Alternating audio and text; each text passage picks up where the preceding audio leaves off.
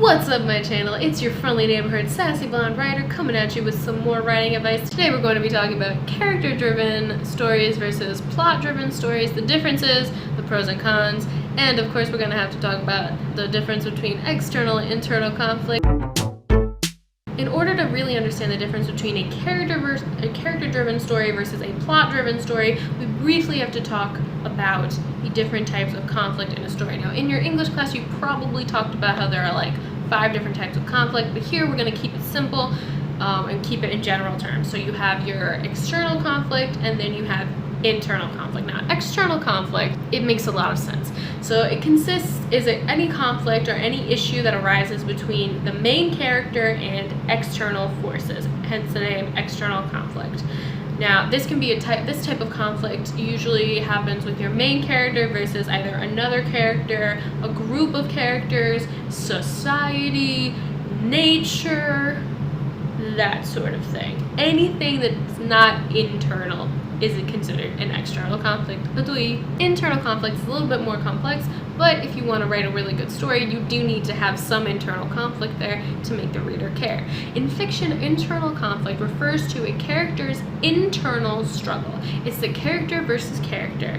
It's the devil on your shoulder versus the angel on your shoulder. A character might struggle with an emotional problem, and that will prevent them from doing something in the story. In a rom-com, it may be a fear of intimacy or abandonment. In an action story, it might be just not sure if you want to save the bad guy, that sort of thing. So an internal conflict is very important for characterization, which will make your reader care about your story, since flaws and internal struggles make the character more lifelike and sympathetic. Regardless of the kind of story you are, both types of conflict are necessary because they create tension and they create stakes. Tension is because of the conflict's uncertainty. You want to know how it all resolves, and we'll keep turning those pages until we find out if it solves. I want to find out if those 2 penguins are going to make that heist on the polar bear. That's just an example. And stakes. Conflict suggests a worst case outcome that makes an urgent resolution have to happen. The hero has to overcome the antagonist or the environment or themselves, etc. So your stakes are really so your tension is what makes people want to know what happened next. Your stakes are what make people wonder if the hero is going to win. Also necessary for a character arc. Now, that is the transformation or inner journey of a character over the course of the story. You can't really have a character arc unless you throw in some internal conflict in there. If a story has a character arc, the character begins as one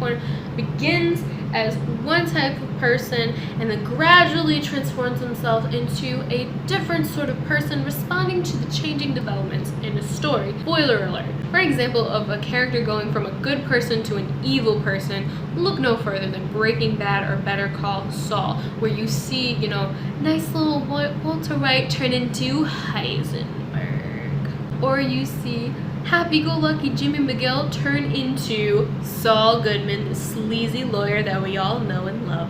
So your character arc is how your character grows and changes throughout the story. We love character development. Character development is very good. Your character development is your conflict that allows for dramatic incidents and confrontations to test characters and cause them to learn and adapt to new things. This is an important thing to note. Not every character needs to have a character arc. Sometimes people don't change. Ask yourself how your character grows and changes from the beginning of the story to the end, or if your character doesn't change and grow from the beginning of the story to the end. Usually this happens with your side characters, where that snarky best friend will still be the snarky best friend at the end. An example of this is in Mulan.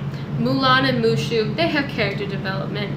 Mushu starts off with this sleazy little smack-talking dragon, and then he turns into a more loving and better best friend. The cricket, however, does not change his opinion of anything, and that's okay. Not everybody needs character development, but you need to have it with some characters. Not everybody needs to have a lot of character development, but generally when you go through the plot of a book, at least one character, usually your main character, will have plot development. Now let's get to the meat and potatoes of this.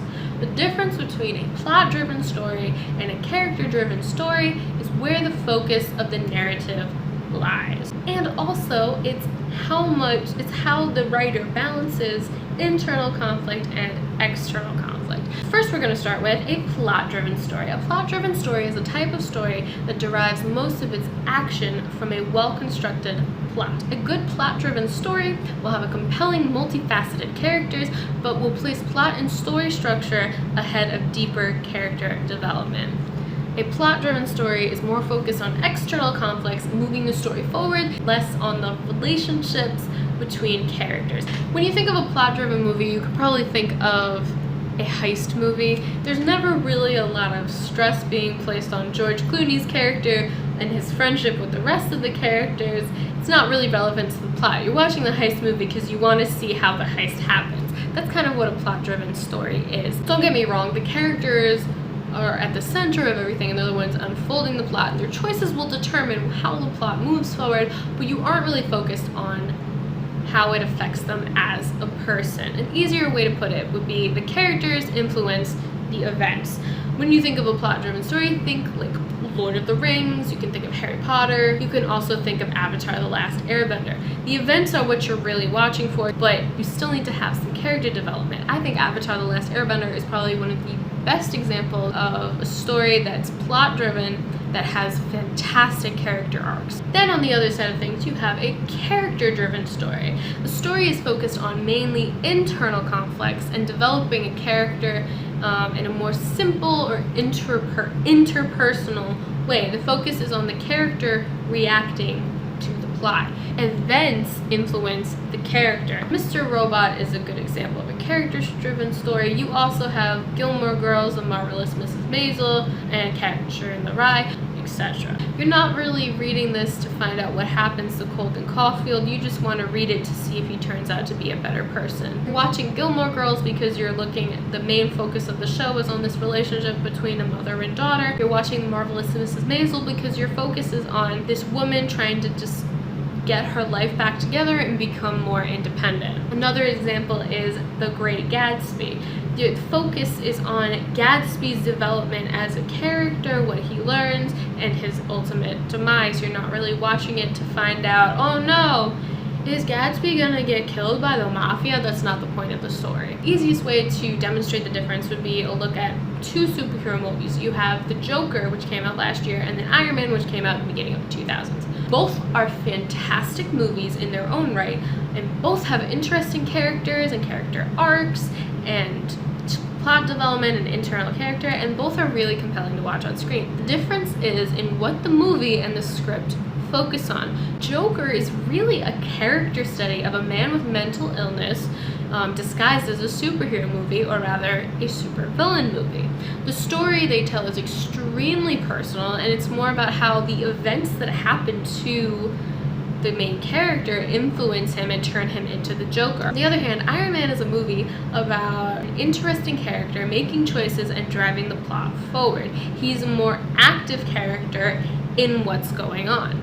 The plot is about how his actions affect the rest of the world. So while there's still development and growth with Tony Stark, he starts off as kind of a rich playboy jerk, and then he turns into Iron Man, spoiler alert, I guess. There's still character development there, but it's really going through how he becomes Iron Man with the action, with external conflicts happening with him. The difference basically exists on a spectrum. On one side you have something like Kite Runner by Khaled Hosseini, which is very character driven. You could also call this something like this a character study. Of course it's character driven, it's all about them. The whole plot of this book is centered around the guilt and shame and redemption of Amir. Without Amir's character development, there is no book, there's no point in what's happening. On the other side of things, you have something like Game of Thrones, where there are tons of characters running around, and the focus is on the plot and chase to see who will get the throne. That's what you're really watching. You love the characters. There's lots of character growth and development and internal, external conflict going there. It's chock full of that stuff. But the characters are literally expendable in Game of Thrones. I don't think you go really one episode of Game of Thrones without somebody dying. There's so many characters, you can't just focus on one. That's another key difference. Character-driven stories are usually focused on maybe one or two characters. Everybody else is kind of a side character, whereas a plot-driven story probably have a ton of different characters all working together for one goal. Both of these examples are widely beloved stories, but they are completely different ways to tell a story. That is my main thing. All stories are different and they need to be told in different ways. Game of Thrones wouldn't really work as a character-driven story. It's just not how that story would unfold. Then in the middle you have shows like Breaking Bad or Better Call Saul, where the characters are really compelling and the plot is bananas, and you kind of watch for both reasons. This is not to say that one way of telling a story is better than the other. You know I'm not like that. They're just different. Now, because there are character-driven stories and plot-driven stories, there are also character-driven writers and plot-driven writers. If you can figure out if you're a plot-driven or character-driven writer, then you can easily figure out what you need help with when you write.